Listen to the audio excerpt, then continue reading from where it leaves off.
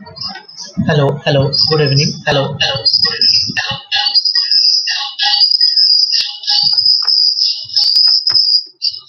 Am I audible?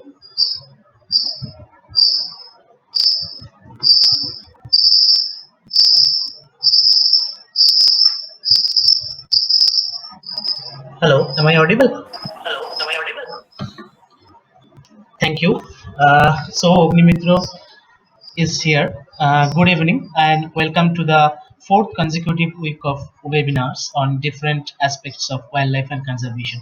I am Upamanyu Chakraborty and today we have Mr. Agni Mitra, IFS, with us to enlighten us about wildlife crime and how it is related to conservation. In the days of growing crime reports and trafficking, this topic is very apt, and a clear idea about the topic from a WCCB professional will help us to know about the ongoing scenario.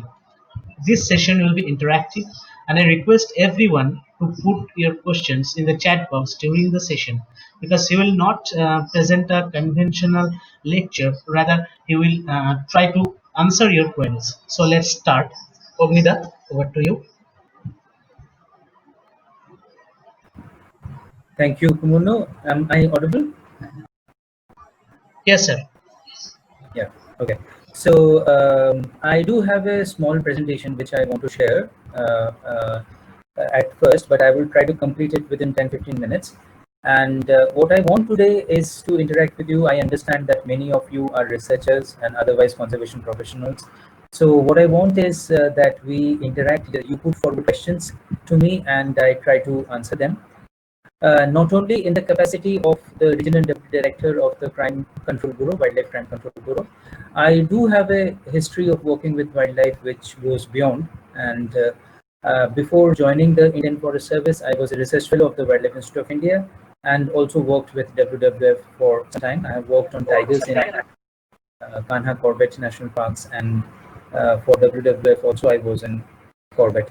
So in those capacities also, and enriched by those experience also, I can provide you some insights. So I want that today's interactions would be more on those lines rather than talking conservation policies myself.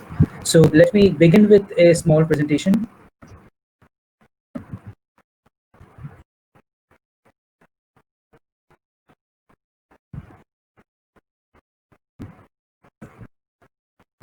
So I'm sharing the screen. Is it visible to everybody?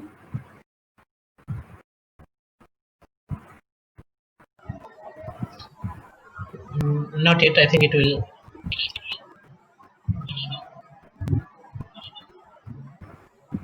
Sometimes it may take some time. So yeah. Okay. Now it is visible. Yes, right. So we'll talk about a few emerging issues in conservation, and the purpose is just to ignite questions. Okay. So after this session, after this small presentation, I would expect people to just have questions relating to what I said, and no problem if it's unrelated, if it's just related to conservation and wildlife crime in other ways. Okay. So let us begin.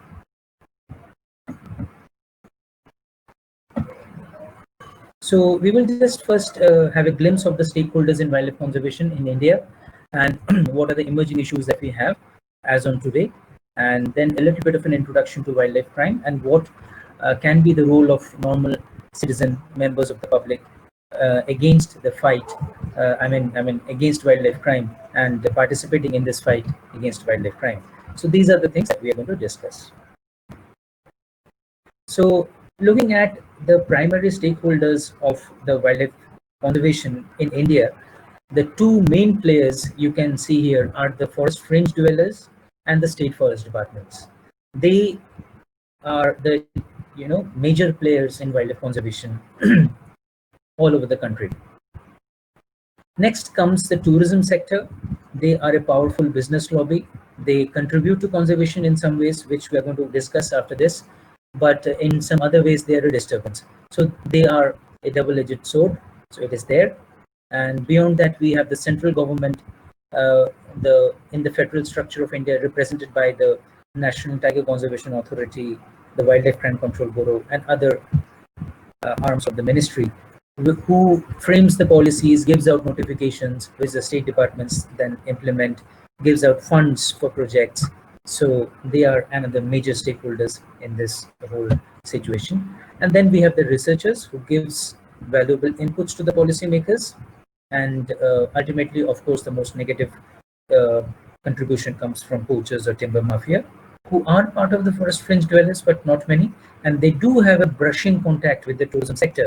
And sometimes there are, because of the money involved, there are some contacts between these two sectors. So these are the major stakeholders, the primary stakeholders in wildlife conservation as on today in our country. There are of course some lesser stakeholders and some secondary stakeholders, but I have not included them for the sake of simplicity. So moving on, let us focus on some emerging issues. So all of us, we know that we have national parks and wildlife sanctuaries in India, but there are other categories of protected areas coming up. Tiger reserves, which was a management category, a management designation since 1970s, now have become a Wildlife Protection Act entity. And the other thing, which is the most interesting thing, is conservation reserves and community reserves. So conservation reserves are set up in consultations with local communities, generally adjacent to national parks and wildlife sanctuaries, and the managements have locals as well as forest officials and district officials, etc. And the land is government owned.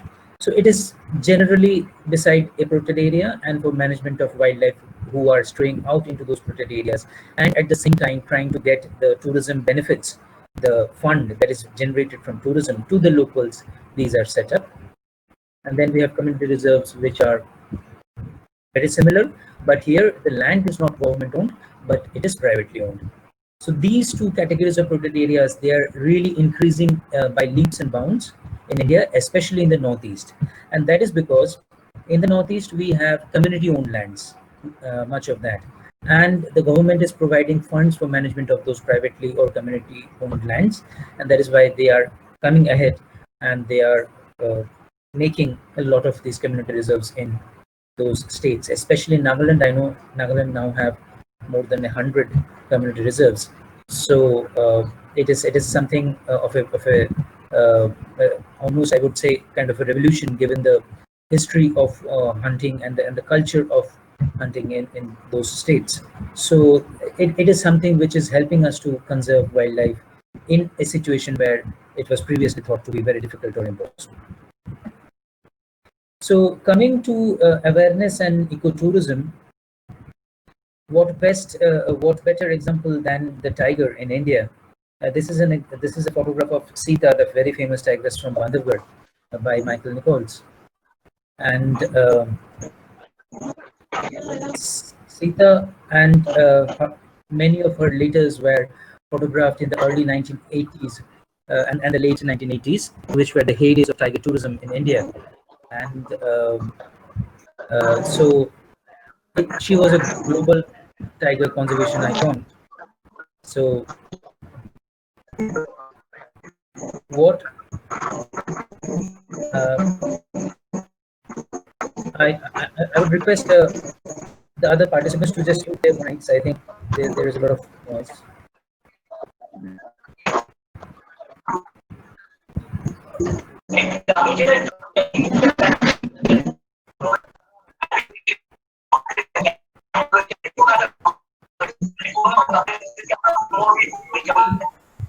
Please mute yourself off so that the streaming got uninterrupted. It is some hazy and some noisy. If you are keeping your audio on, then it will be difficult to the speaker to speak well, and you will Yeah, later problem will be there. So please.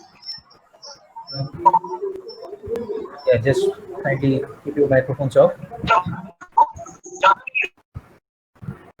Yeah. So I was talking of ecotourism values of tigers. So this is a picture from orbit, and and the and the gypsies that you see have drivers, have guides, nature guides in that, and all of them are, so as to say, uh, employed by the tiger.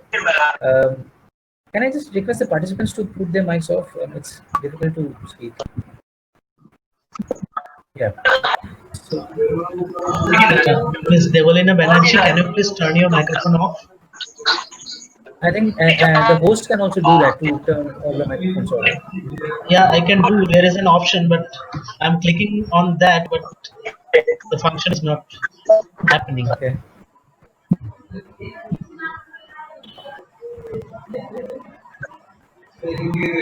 I am doing the mute all option. Okay, if you get muted, then sir, please unmute yourself. Yeah, yeah. Okay, okay. I'll do that. Hello. So am I audible?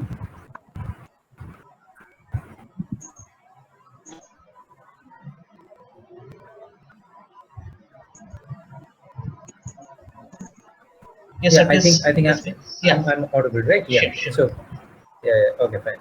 So I was talking about this particular the screen is still shared, right? You can see the Yeah, shared yeah, screen. yeah. We can. Yeah, fine. Yeah, so this image is from Corbett, and if you see, there are hundreds of gypsy drivers, hundreds of nature guides, and around Corbett, there are many resorts, hundreds of resorts, literally. So all of that economy, all of that employment is generated by tigers in the tourism zone. Okay, so uh, so effectively, the few tigers of the tourism zone. I mean, right now there is this very famous Parwali because she lives on the other side of the river, Ramganga. So that tigress and a few other tigers of the tourism zone are, you can say, employing hundreds, if not thousands, of people directly and then indirectly. Directly, the gypsy drivers and the nature guide, etc., and indirectly the resort owners, and then the gypsy repairing shops, and then the providers of fresh vegetables and other supplies to the hotels, and so on and so forth. So you can understand what is the economical value of having tigers in a place like Corbett. So that is a point I wanted to make.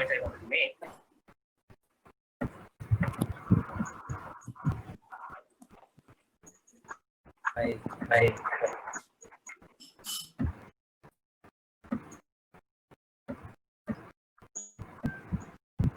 yeah. So so those are some of the points that I wanted to discuss. Beyond that, I just want to make some points that you should know, that despite having 16% of the global cattle population at a very high percentage and high density of human populations also, why do we still have wildlife left? So one reason is that most of our protected areas are hunting reserves of former kings. So because of these royal preserves, wildlife flourished in those preserves and was allowed to be hunted only by either the king or the royal guests. So the wildlife was somewhat preserved, and those became the protected areas after the British came to India and after our independence. And with the British, the importance was laid on having railway slippers out of sal timbers. So they had a reserve forest system for that, and that is also a reason that we had large tracts of forested reserved, and there was a scientific forestry which came to India mostly from German foresters through British administrators, and from which we had this uh, scientific extraction methodology from timber extraction methodology from forest areas, which we are kind of still following. And the cultural context, much of our population is vegetarian, and we do have this philosophy of living and letting live. So that is something which allows us to cohabit this world with wildlife. Beyond that, we also need to know, we also need to remember that we have one of the best wildlife science in the world, and we have dedicated conservationists and wildlife researchers, very good science, which are directing the policy right now. So these are some of the reasons that we still have wildlife left, even though we have one of the highest pressures in wildlife in the world. So a little bit of introduction to wildlife crime. It's a demand-driven crime, which means that it is because of the demand that the wildlife crime happens and the wildlife articles are poached and smuggled. and it is an organized crime, which means that there is a chain of custody. Okay, the local guides and the poachers, they form the first links of the chain, who after the poaching happens gives it to carriers, who gives it to other carriers, and so on and so forth, and it reaches the ultimate consumer, who are generally outside the country. So one reason it is so very difficult to nab and to put a stop on this wildlife crime, that is because only the carriers are generally intercepted with the wildlife article. The other chains are invisible; they are not on the field, and that is why it's very difficult to nab them. Along with illegal logging, illegal wildlife trade is up among the first few most widely illegally traded items in the world. These are as per UN reports. And for India, the scenario is kind of worse because we have neighbors who have a history of wildlife use, be it China by their traditional Chinese medicine systems, or be it other Southeast Asian countries who has in their cuisine, in their medicinal systems, a lot of wildlife use, or be it Japan who has the world highest ivory use, or the Middle East where the rhino horn is considered a potent drug. So all these geopolitical scenario is something which is which promotes wildlife smuggling and poaching. So the mutual option is still on, right?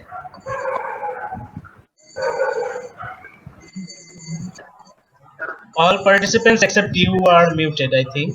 Yeah. Okay, so there's some sound. I So don't know. It there is not. maybe some technical glitch. But you are audible. We can hear you clear. Okay. I constantly hear so much. Anyway, so the other contributing factor is for India's high propensity to wildlife crime is that we are inherently biodiverse. We are among the 12 mega biodiversity countries, and in every taxa, be it mammal or reptile or insects, we have species who are highly desirable either by traditional medicine systems of the other countries or as pets worldwide, etc. So examples abound, like the tiger for its pelt, for its bones, for its different organs, which are put to various kind of medicinal system uses, or the rhinos, or the star tortoise, or the bird-wing butterflies. So the immense diversity in each of our taxa is something that is almost problematic.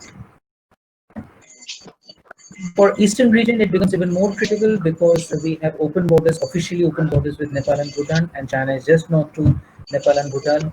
So anything, I mean, not only wildlife but other contraband products also keep on going from India to Bhutan and Nepal and into China and vice versa also. We have also other border points which are officially open, like Myanmar border is open at Moray, and so on and so forth. So, and because of all the wildlife use is in countries which neighbor this area of India, so it is really critical for eastern region.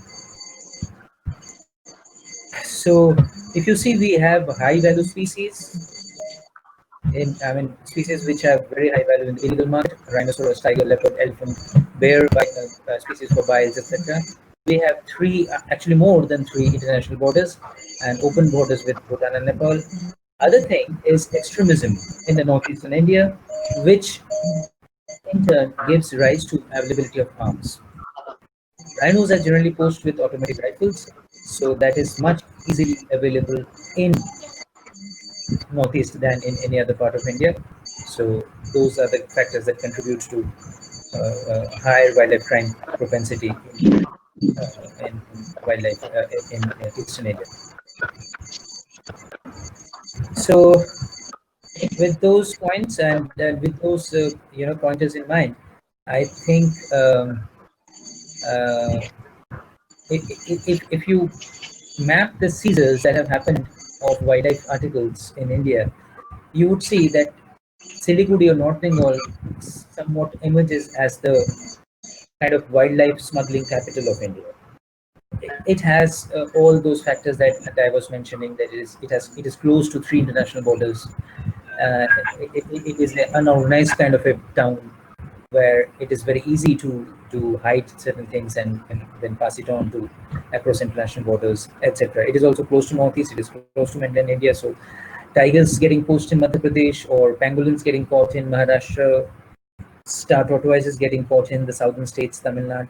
It is going to come to Calcutta or to Siliguri and then go out of India. So that's a very big trend.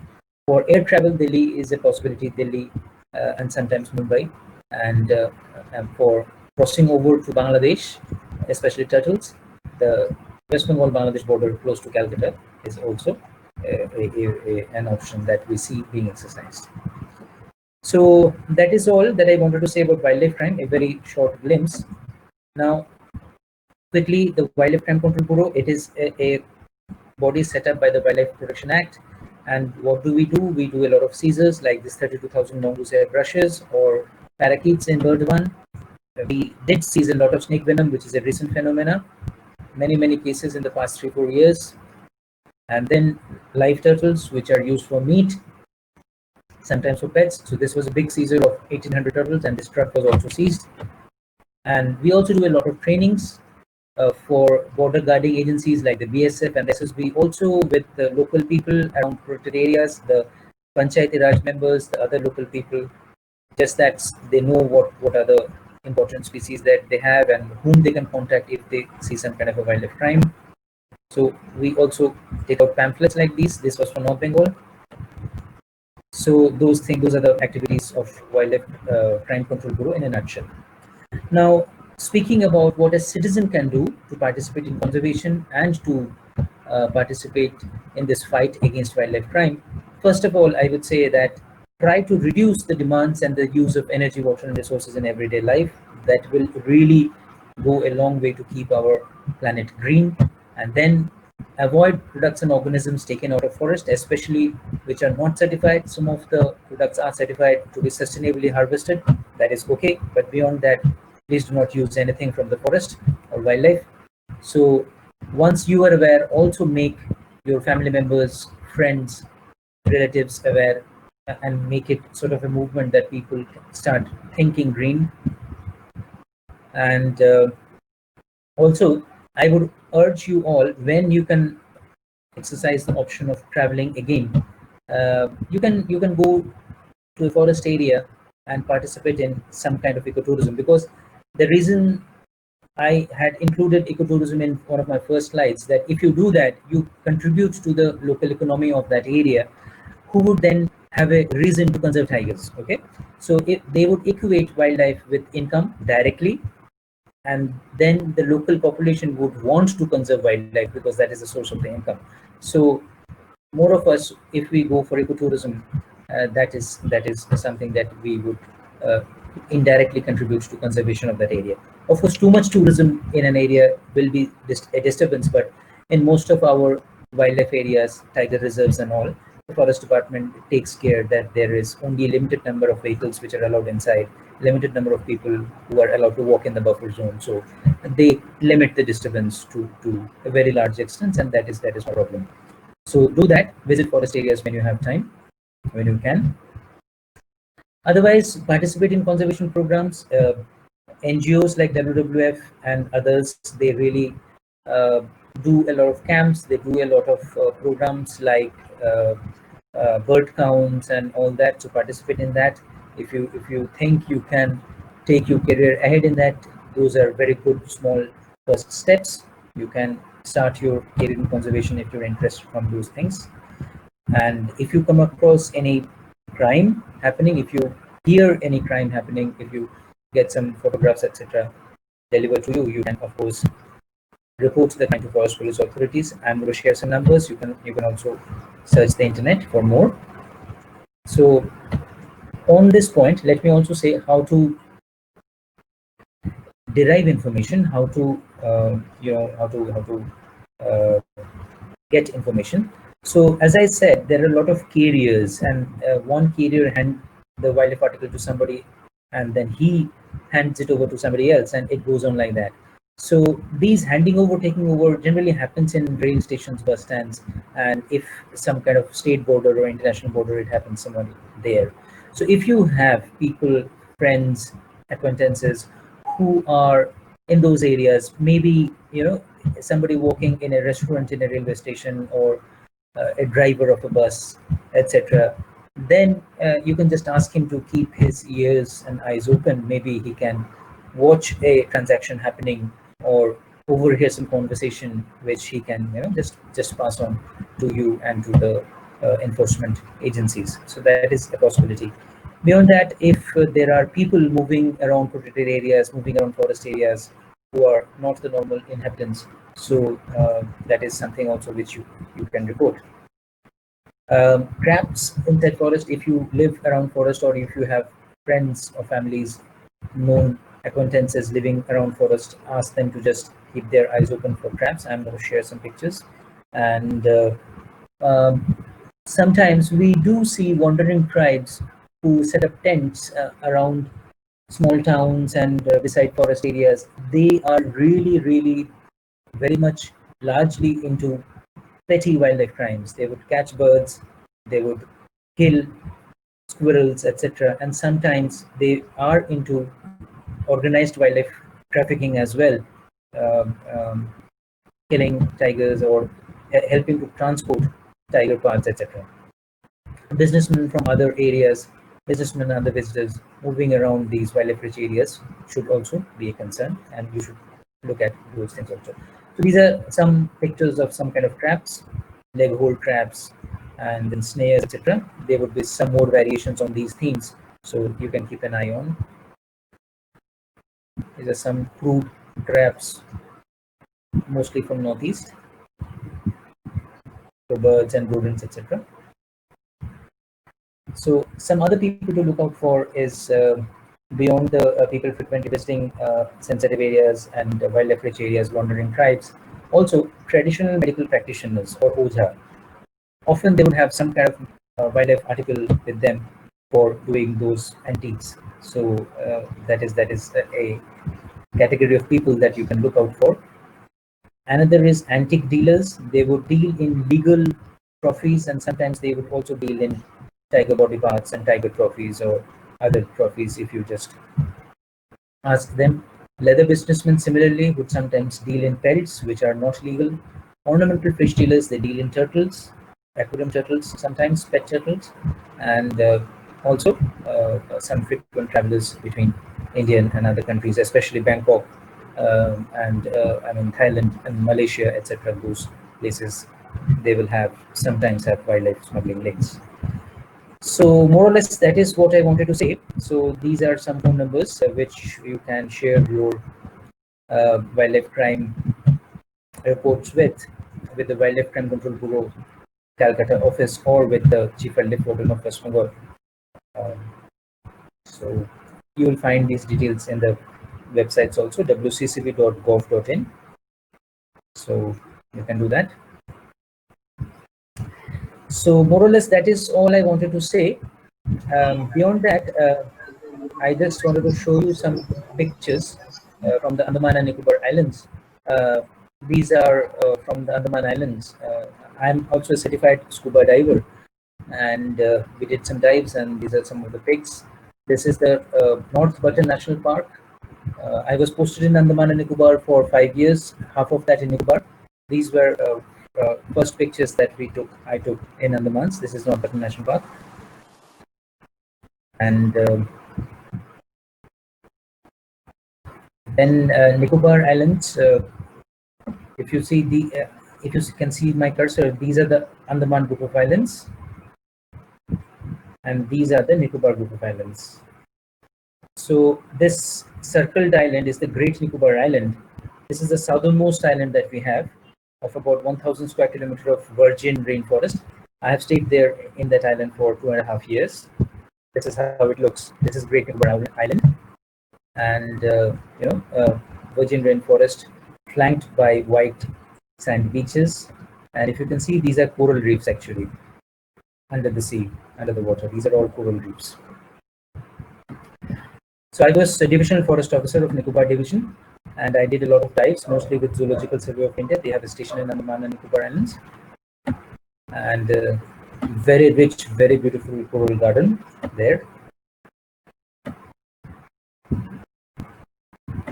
And Um, these are some of the shots of Nicobar Islands. There are about 36 islands in Nicobar. And it looks like the sholas of South India because there are also natural grasslands in Nicobar Islands. I'm not sure what are the climatic factors that cause them, but it looks somewhat similar, but flanked by white sand beaches and coral reefs.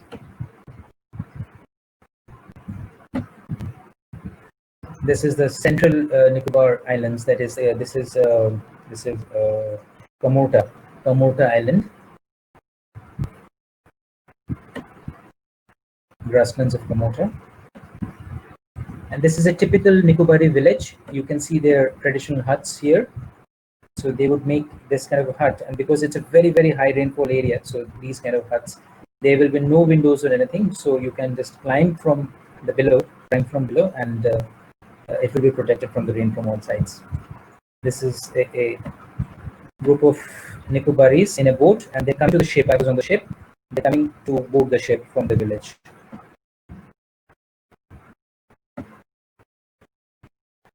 Some of the rainforests. Some aerial shots of some of the small islands. This is Little Nicobar Island, just north of Great Nicobar Island. And you can see a small vessel here. Sorry. Here you can see a small vessel. So there are actually people living in these islands. It seems incredible, but there are small settlements who live here. And these ferries, they take them to and fro from here to some larger settlements where they can find shops, etc. Little Nicobar Island. Some of the Nicobar Islands, smaller. At some places there is no beach, and the forest directly comes to the edge of the sea, and you can have the coral reefs just underneath the forest. And this is what it looks like inside the forest. It's a rainforest, proper rainforest, 6-degree latitude, and there are basically all host kinds of epiphytes and hosts living on the tree trunks. A lot of streams. It rains almost 300 days a year in Nicobars, and lot of forest streams inside.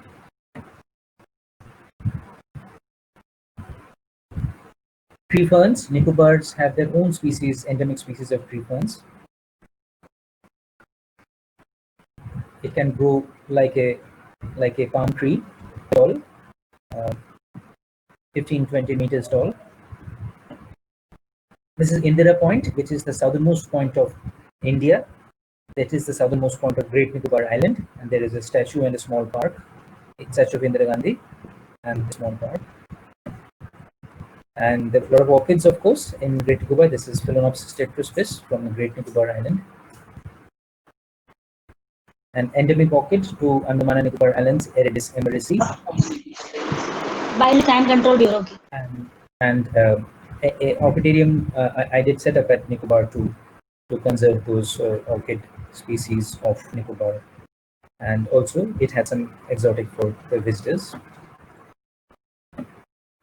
Yeah. So this person is a Nicobarese person. He was a member of our staff in the forest department, and Nicobarese are Mongoloid tribes, right? So they look like people from the northeast. So, but the Andaman tribes are Negrito tribes. The Jaroas, they are black, but the Nicobarese tribes are Mongoloid. So he was a Nicobarese, our staff, who was given the duty of taking care of the orchids. And yeah, so that was there in the Nicobar. So now I have also designed a botanical garden in Port Blair, which was recently inaugurated by the Honorable Vice President of India on 17th January this year. And the structure you see here is a large. It has been completed, and it's a large 1,000 square meter butterfly conservatory, which will host the butterflies of Andaman and Nicobar. So yeah, so those are the things that I just wanted to share with you. Thank you very much. I think we can now. Okay, sir. It was indeed breathtaking virtual travel to Andaman and Nicobar Island. Wonderful. But before we get into questions, I must say one thing that if someone has any difficulties to put your queries in English, you can also put it in Bengali or Hindi for your convenience. However, the answer will be in English only, but you can put your questions in Hindi and Bengali. No problem. So we have some Yeah. questions in the chat box. Would you like Okay. to narrate it for you, sir, or you will just read it and answer it? You can read it for me. I can just answer. Okay. First question is from Tisho. He is asking that in West Bengal, entanglement and killing of Gangetic dolphin is a regular issue. What might be the measure to mitigate it? Is there any particular district or area where these incidents are more in Bengal? Yeah. The question is that there are killing of dolphins regularly. Yes, I think it is more in the Malda and the central West Bengal area, rather than more. So I think the forest department was not very aware that such a thing is happening, and it has been recently brought to their notice.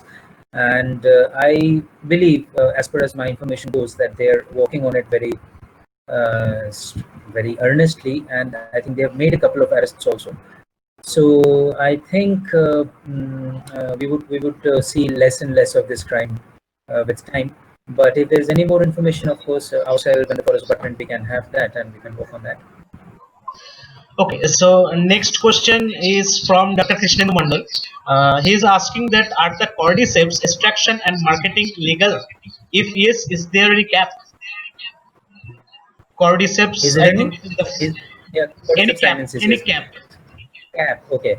So yes, as far as the Wildlife Protection Act goes, there is no protection to either the fungus or the butterfly. That is the butterfly larvae, which is killed by the fungus. So both are not included in the Wildlife Protection Act. So as far as the Wildlife Protection Act goes, it is legal. However, if the cordyceps is taken out of a protected area, be it national park or um, this wildlife sanctuary, etc., of course, you understand that it attracts the provisions of the Wildlife Protection Act. That is one issue. Beyond that, if it is extracted from reserve forests, protected forests, etc., the Indian Forest Act will also apply. So, in which case, it will be a punishable offence under the Forest Act. So,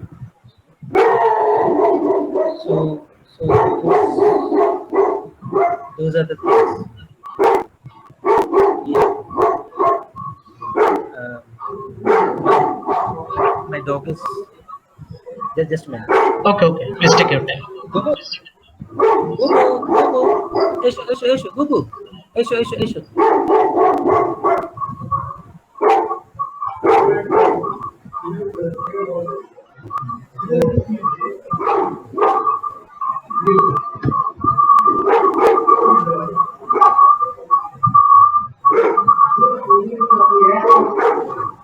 Let us continue. Let him go. Okay. Yeah. So are you done with the previous question? Sorry. Which question? Are you done with the previous question? Yeah. So I just said that if it's within the protected areas, wildlife sanctuary national park, so it attracts the Wildlife Protection Act. Yeah. And if it's from reserve forest and protected forest, it attracts the Indian Forest Act and the forest produce. But beyond these, there is no protection to the species, either the fungus or the butterfly.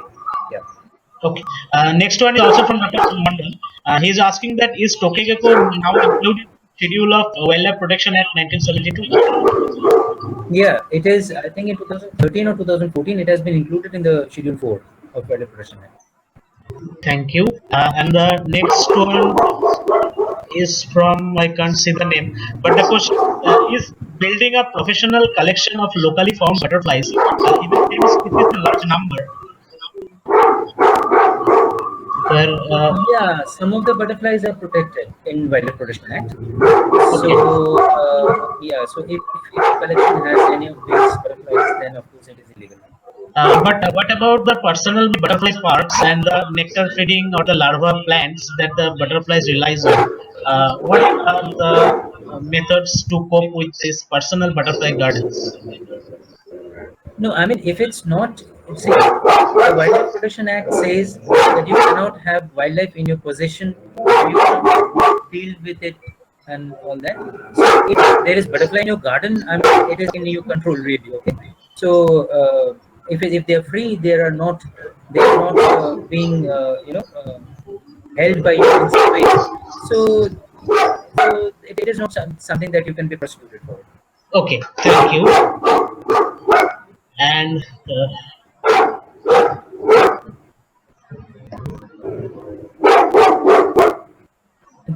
Can you please give me a minute? okay, sure. Take your Yeah. time.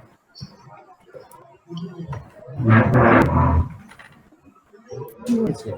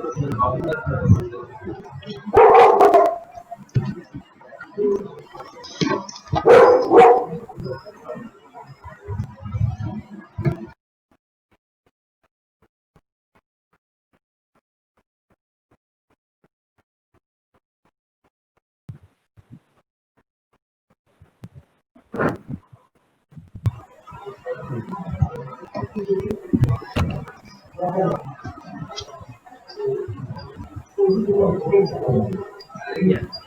Yeah, Yeah, sir. I'm sorry for that. Yeah, yeah, yeah. Tell me. Okay, it's okay. Next one is from Anirban Ghoshal. He is asking that could you please throw some light on the internship program of WCCB? Also, what can an intern expect his role to be during his relationship?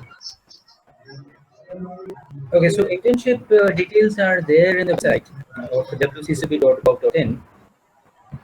We take, I think, two to maximum five interns every year. But the thing is that due to this COVID pandemic, this time it is online, so it's I would say less effective than what it usually is.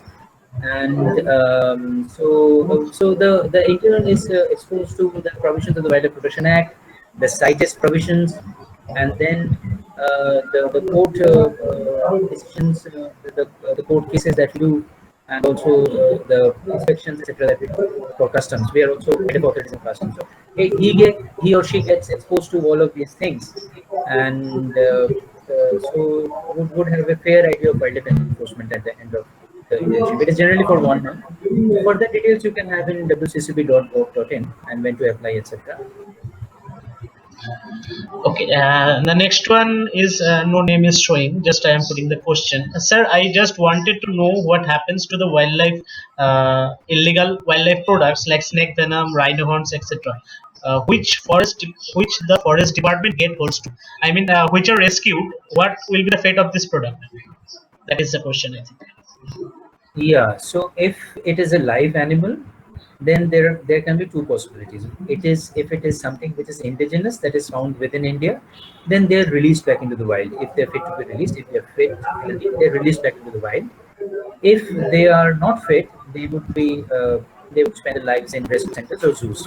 If it's an exotic wildlife, generally it is handed over to the zoos. Like just today, there was some seizure of 22 macaws in the Calcutta airport, and so they have been handed over to the Calcutta Zoo. So, so exotic animals and birds are handed over to the zoos. If it's something which is an animal part, let's say dead meat or something, after taking samples for forensic examination, rest of it is destroyed. Generally burned, sometimes buried, and this is done with permission of the court. And other wildlife particles like it is not perishable, like rhino horn or snake venom claws, etc. They will be kept for forensic analysis by agencies like Zoological Survey of India, like and CCMB, etc. And after that, with permission of the board, the items are either destroyed or kept for training purposes with the forest department, with WCCB for training, because we do a lot of enforcement training. We teach how the items look to police department personnel, wildlife department personnel, to border guarding agencies like BSF, SSB, etc. So those are the purposes it is put to, or otherwise it will be destroyed. Thank you. And the next one is from Koshik Mandal. He's asking that 1 minute, just scroll down. He's asking that, sir, number of lions are increasing nowadays. Is it good news for us?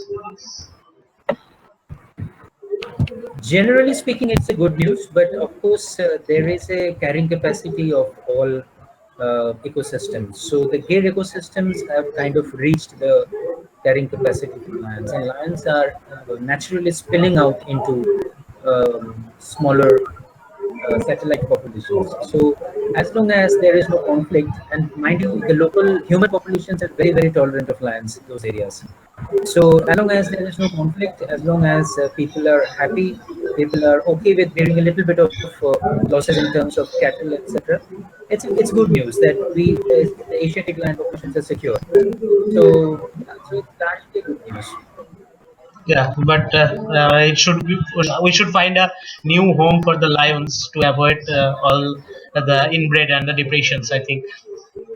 So they are forming satellite populations themselves. The populations are Yeah, kind of segregating now. So let's see how it ends up. sure.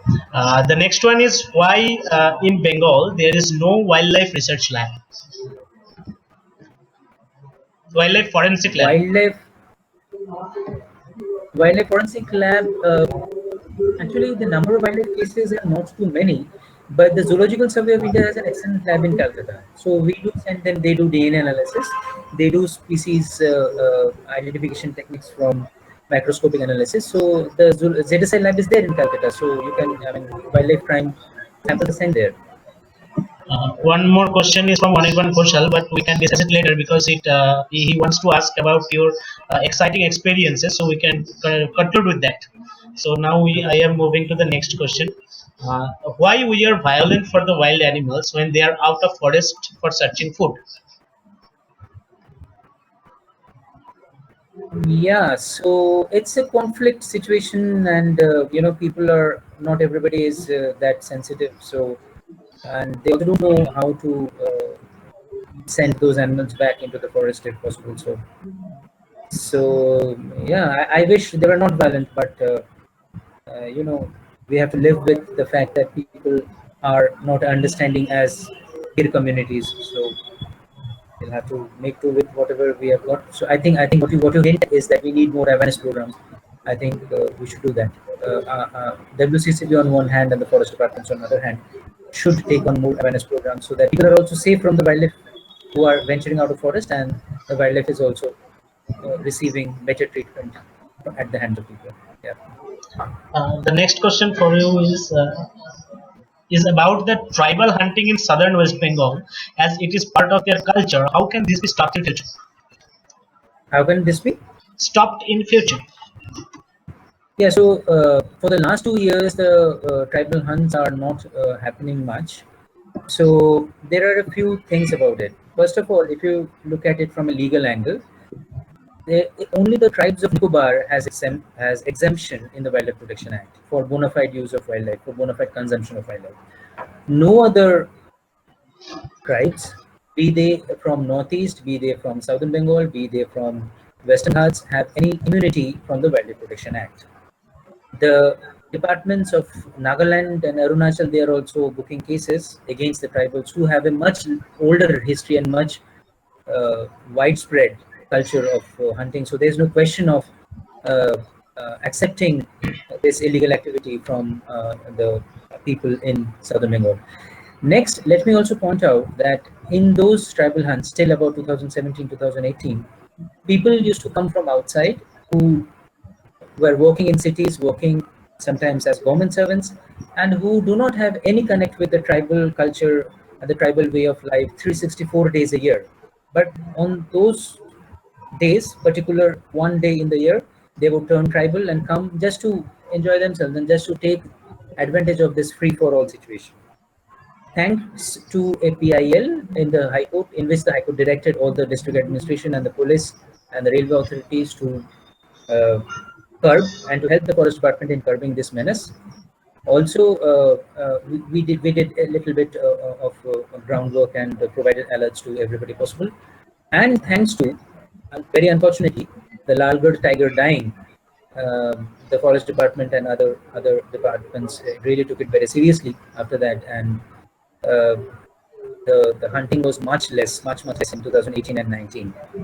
And this year, because of the pandemic, the trains are not plying. The vehicles by which they come by trucks and all, those are not plying on the roads. So there has been very local small hunts, and it is not even 1 to 2% of what happened 2017 and earlier. So for the past few years, it is really low, and that is how it should be. Thank you. The next question is from Tisho. He asked that in some parts of India, killing wild animals is like a part of the local community, and probably some of them even believe that the controlled killing doesn't harm the population. At those areas, forest staffs may also belong to the same communities and believe. What may be the WCCB or higher officials' role to change their perspective? The question is a little vague. I mean, examples would have helped what kind of animals and what kind of communities we are talking about. However, uh, see, one thing is awareness.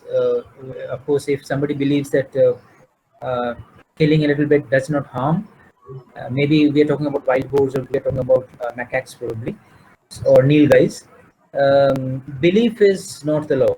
Okay, so the law is what the enforcement agencies upheld, and if the law says that it is not legal, it is not legal. Belief does not have any role as far as penalty is concerned. Secondly, there is a way, there is a provision in the Wildlife Protection Act by which the chief wildlife warden may declare some animal a vermin if it is a threat to human life and property or to standing crops, etc. So if that happens, then of course an animal can be legally hunted, and sometimes those options have been exercised by the chief wildlife wardens of Uttarakhand, Bihar, Rajasthan also, I believe. Uh, maybe not Rajasthan. Anyway, so definitely Uttarakhand and Bihar. So yeah, so that is there. So forest staff belonging to some community, and these are problems which the administrators have to deal with. It is not a difficult problem to deal with. You can really post them elsewhere or something like that. So it is something easily solvable. So you can legally hunt if the chief wildlife warden has declared it as a vermin, and if not, then of course it is a punishable offense. Okay, I have a question regarding Okay, vermin. yeah. That vermins are to be killed, but not by the villagers. I think there are the panel of expert shooters recruited by the forest department, the state forest department. They are uh, they are given the duties to kill the vermins. Can the local villagers by themselves kill it? I don't know It about it. depends. Yeah, it depends upon the situation. Sometimes it is allowed. Like in Uttarakhand, I am aware farmers were allowed to kill wild boars. But if a tiger or a rogue elephant is declared as a vermin, then of course expert shooters come and eliminate the animal. So it depends. Okay, Both of the situations can happen. and the second thing, our state government has submitted a list including the elephant as a vermin for West Bengal. Is it true or something? I heard the news. I have not come across any such news or any such government order or notification. I'm not aware. Okay, thank you. And the next question is from Mom Chatterjee. Sir, can you illustrate the community-based reserve and conservation status of the southern India? And regarding this, what are the challenges faced by wildlife? Basically, the community-based reserve. Um, the status of community reserves in southern India. Yes, sir.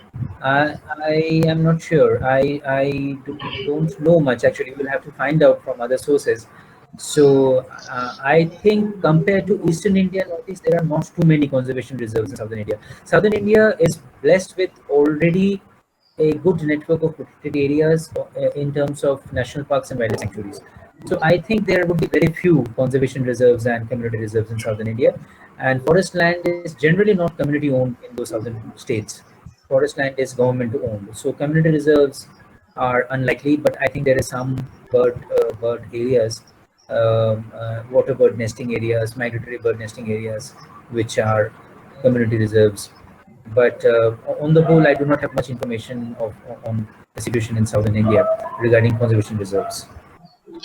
Challenges faced by wildlife. There are many challenges faced by wildlife. If we are talking, especially with reference to southern India, I would say it is still better off. Southern Indian states are, better off. There are, so to speak, better administered, if I may say so, and the forest departments are logistically they are quite competent, and good network of protected areas is still better. But of course, you'd be aware of conflict. Elephants and other wildlife have to deal with fragmentation, in which they have to cross across highways and canals, etc., which is difficult for elephants and others. So fragmentation, local poaching for pot, those kind of things, challenges are still there in southern India. But overall, it's a better situation than other parts of the country. Thank you. I personally would like to put you some light on the role of social media, as the new platform for the wildlife crime is now based on social media, and some hidden advertises for the products that have the wildlife part and the wildlife something on it in it. Uh, this social media is a very important chain, and how what is the citizens' role to deal with that in the social media? Yeah, so it's not only about social media. The thing is that there are a lot of e-commerce platforms. Yeah. It's like eBay and then Locanto and then other things, which sometimes knowingly or unknowingly offer wildlife articles. Pets for trade, like parakeets and star tortoises, etc., is one example. And sometimes they would even post ivory articles. Sometimes something called Gojamukta, which is a fake thing. Anyway, so those kind of things, and then CR Singhi is something they would post and all that. So WCCB actually ran a campaign and ran operations, and it is beginning also the third operation, Wild Net. It is called Wild Net, which means tracking of wildlife articles in the internet. And the Operation Wild Net was carried out in 2018 and 19, and the 20 version is beginning from July 1st, in which our inspectors and constables and some of our volunteers also, they would constantly track a list of websites who are known for e-commerce and also social media website, because Facebook has also sell pages, etc., marketplaces, etc. So WhatsApp groups are also there who sell articles, especially pets among themselves. So they will monitor those pages constantly, and they would, if there is something on offer, they would do decoy deals. And when the deal happens, I mean, about to happen, then the person with the wildlife article is caught. That is something there. Beyond that, the WCCB headquarters at Delhi, they had also a meeting in 2018, I think, with the country heads, of this e-commerce platforms, eBay and Facebook, etc., so that they are aware of the keywords of the wildlife articles, and they are not listed or they are removed from the websites if such things are posted. So those approaches have been taken, and beyond that, I think the complying with our request. They are sending us information on such posts and also taking down such posts. So those things happening. So this is all something that all can access. Beyond this, there is a dark web, if you are aware. In the dark Yeah, and the deep Tor, web, Tor of course, browsers and all. yeah. So of course, there everything is available, only legal articles, including wildlife articles. So that is a different challenge altogether. Sure. The next question is from Koshik Mandal. It is about the death in crossing the railway tracks. I think you have dealt with the questions by discussing the fragmentation earlier. So this is so he is asking that how Yeah, what forest department should do to decrease the death rate. yeah. So there are many options. So first of all, there are something called underpasses and overpasses. If you would be aware, so underpasses are areas where the highway or the railway line goes over, and below that you have a kind of a natural area. It may look like the sand and boulders and grasses and shrubs through which tigers and elephants can pass through. Other wildlife can pass through. That is an underpass.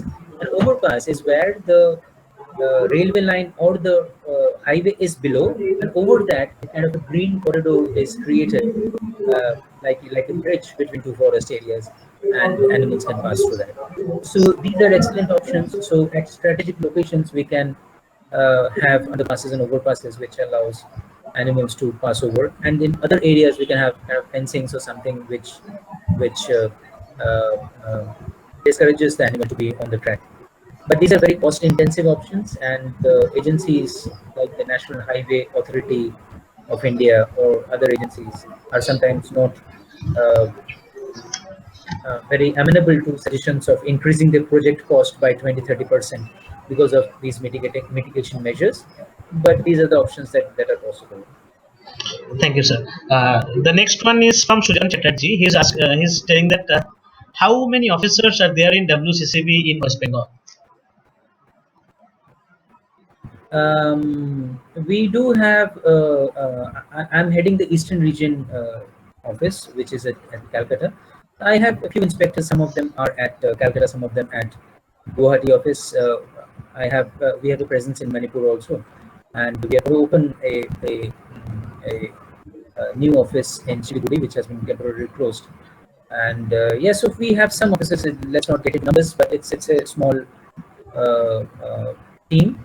We of course work in tandem with the state forest departments of these 10 states under my jurisdiction, and the police departments also. We have done excellent joint operations with Calcutta Police, with West Bengal Police, with CID, of course, forest departments of West Bengal, Assam, Nagaland, Manipur, etc.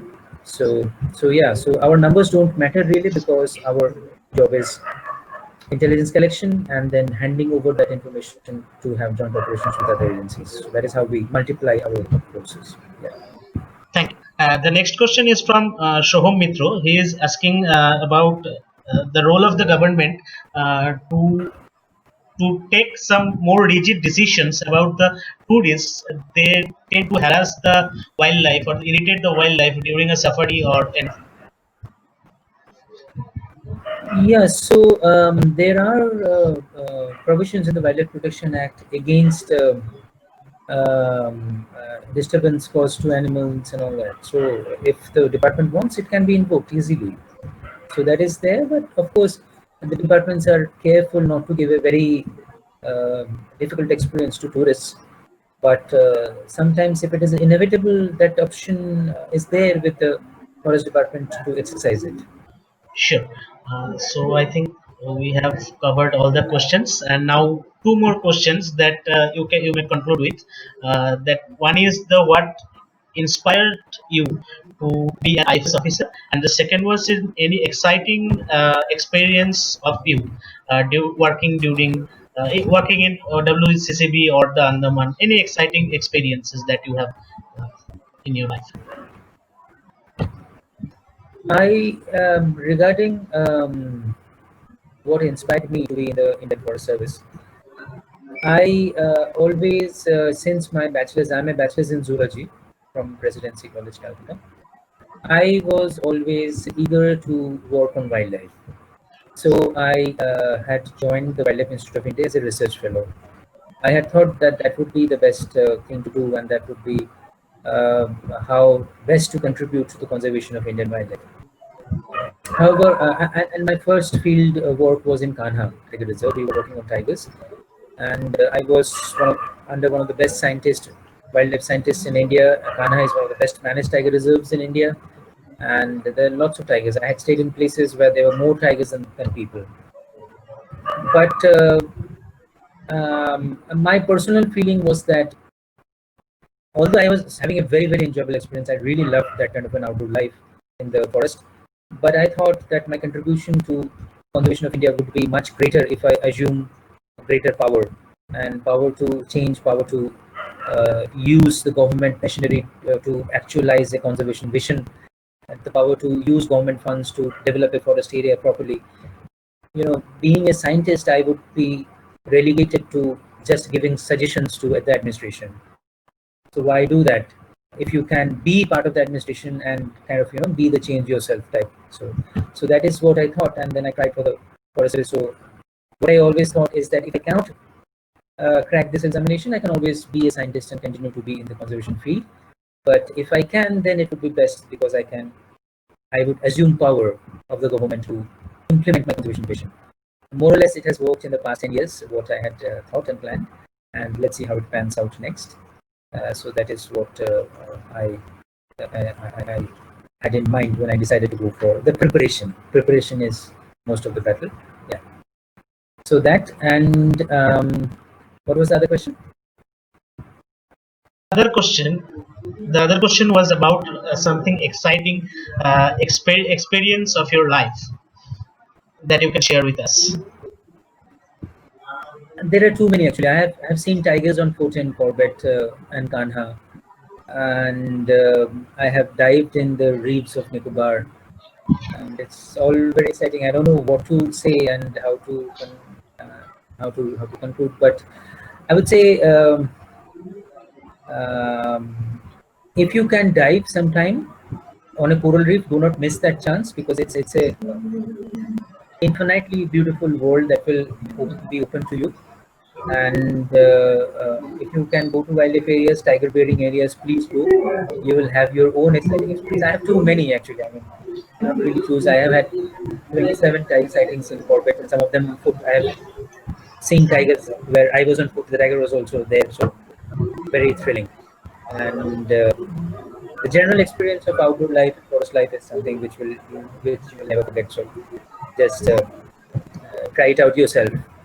Okay. Okay, one more. The syllabus for wildlife science and IFS are completely different. So one had to left one chance to pursue the other. So how can one overcome the fear of losing one to pursue another?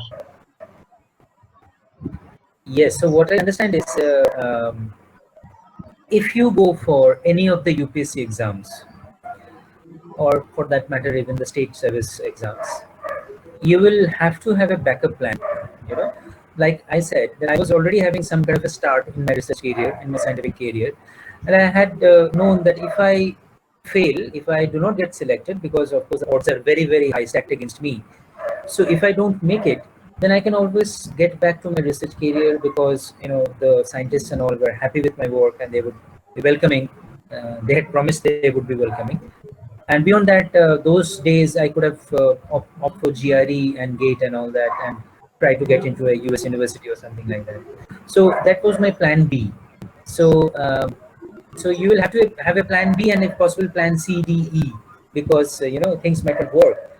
So if you want to take this risk, and I implore you to take this risk if possible, but take a calculated risk.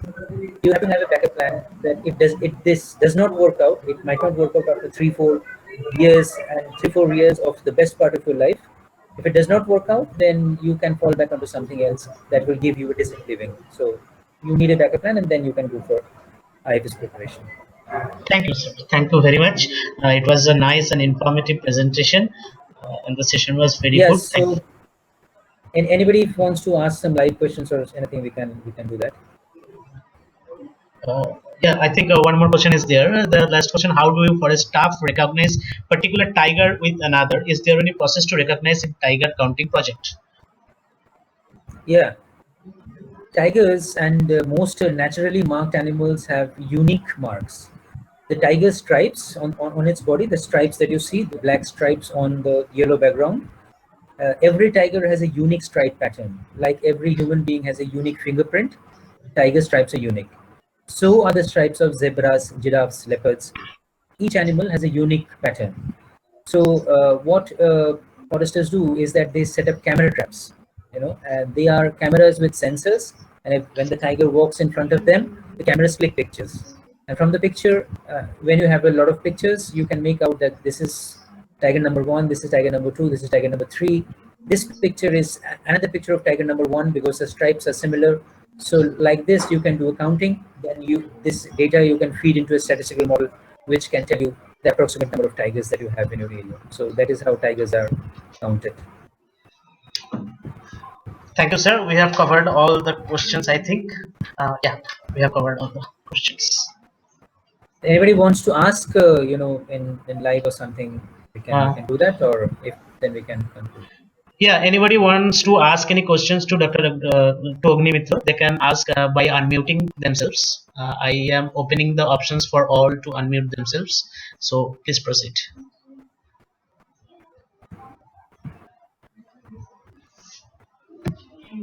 What are the challenges faced by WCCB staff in the field?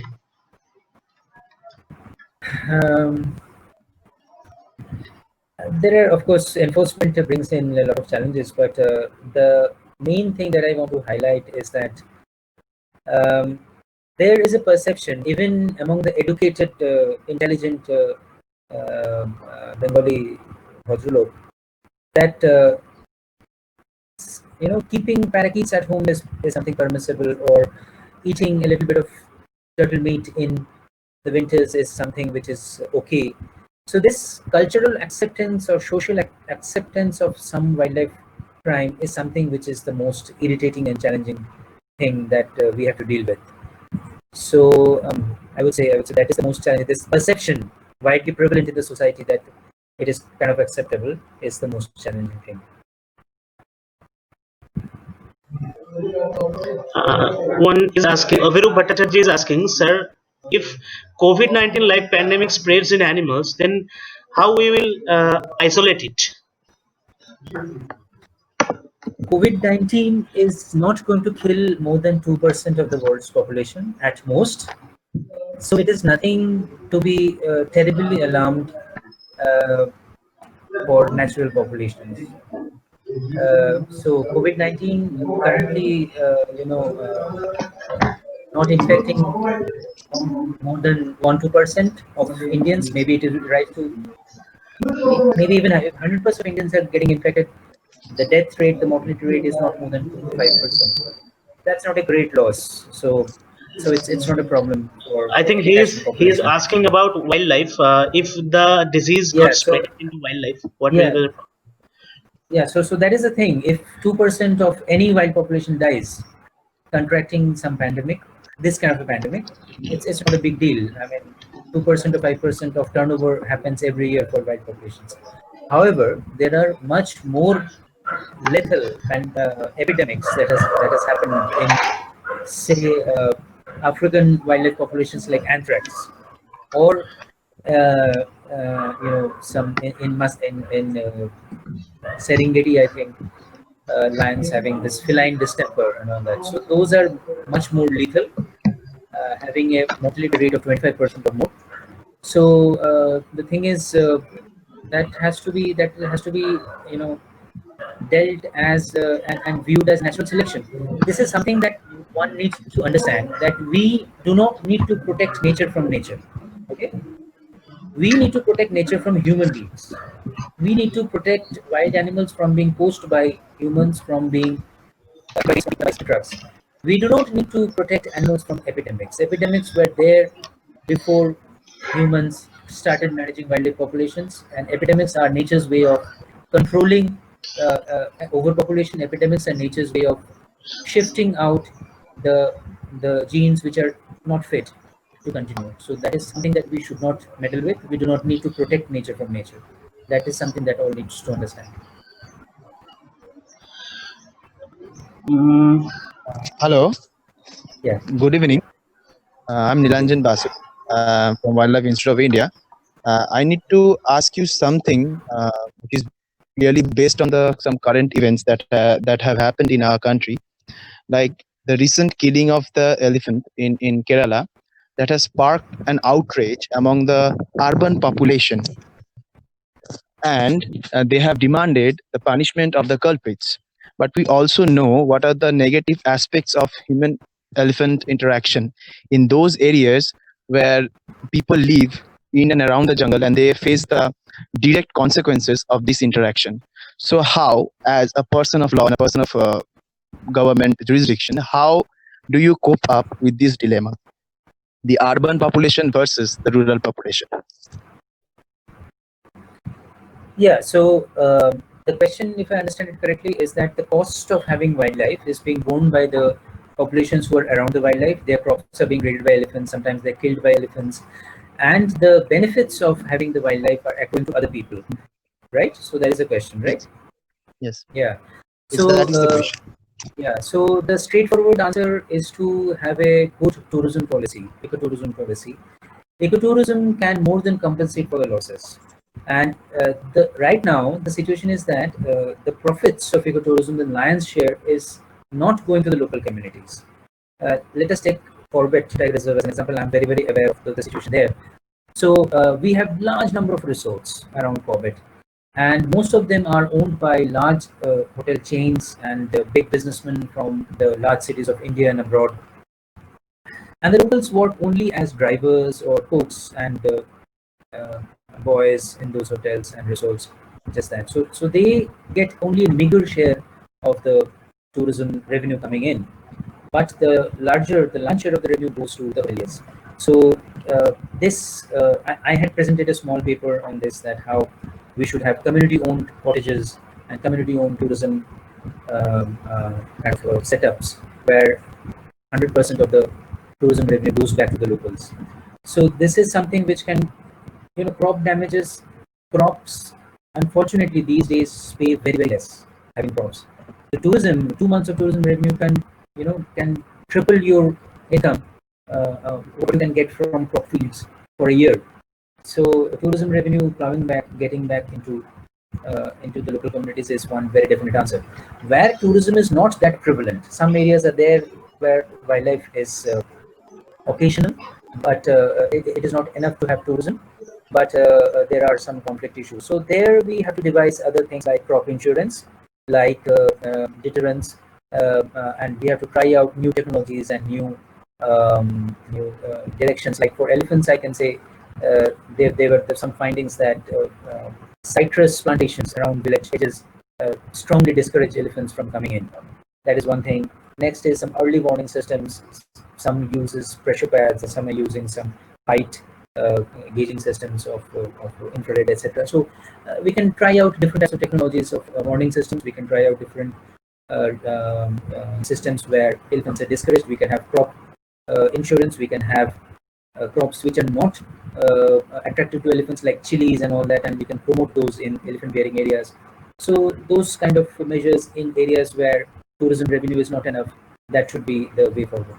So I totally agree that the wrath of the urban population has to convert into some positive contribution to wildlife conservation, and that seldom occurs. That is not happening. If not, then the government has to devise ways to compensate the local population, but through tourism, proper tourism policies, or by other means that I just detailed. That is my opinion.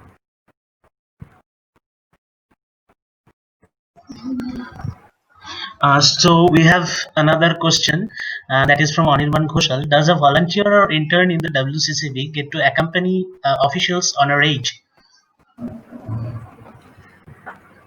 Couple of occasions we have done that. If you are physically capable and if you're that, and you're supposed to just document the raid and do nothing else. So yeah, possible if you're up to it. In our opinion, if you're up to it. Okay, one more question is from Orkorai. Sir, can you give any suggestion for someone if he or she is looking to take up the UPSC examination, including IFS?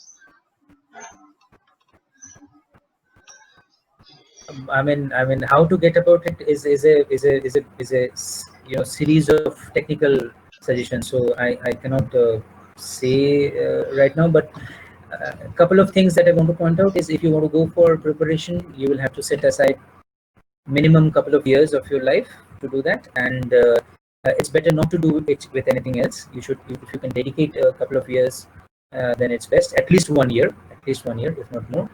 And beyond that, how to study its subjects, how to what to study, all those things are really have to be discussed in great detail. So this is not the correct forum. If you want, we can discuss later, and I can put you in touch with people who have qualified the exam recently, because I have qualified in 2008 exam and 2009 batch, and the exam patterns have changed drastically after that. So my experience, much of it might not be valid. So I can put you in touch with people who are successfully cleared the exam in the past couple of years. So that would be of use to you. Thank you, sir. If any of the listeners or viewers need to contact you for various reasons, like filing a complaint against any wildlife crime or some preparations of IFS and all, can you please share your email ID to the chat box so that everyone can note it down? Okay.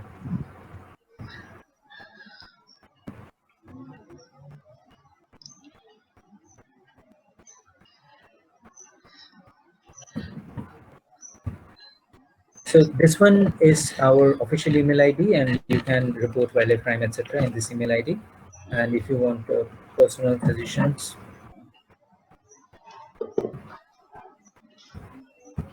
this is my personal email ID, and where you can ask me for personal suggestions. Thank you very much, sir. Thank you for your Yeah. informative sessions. It was indeed a very informative and very knowledgeable session for all of the viewers. Thank you. Stay home, stay safe. Thank you. It was a pleasure for me too. Thank you.